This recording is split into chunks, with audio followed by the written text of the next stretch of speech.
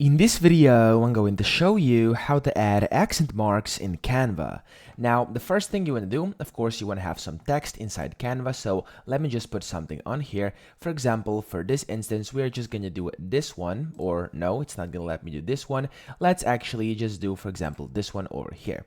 Now, here, let's say you want to add some accent marks on here. Now, the easiest way you can do this, assuming you don't have them on your keyboard, is by simply opening a new tab and going to accentletters.com, which is basically a website where you can just copy and paste different letters with accents. So as you can see over here, they have pretty much every single accent mark available. And you can just scroll down. If you can't see the one you're looking for, you can even click more over here, and it's going to show you more of them for that specific letter. So let's say over here, I want to put something on the letter O, and let's actually find this over here. And then all you have to do, so for example, let's say I'm gonna go with this one. You want to click on that. It's gonna automatically copy to your clipboard.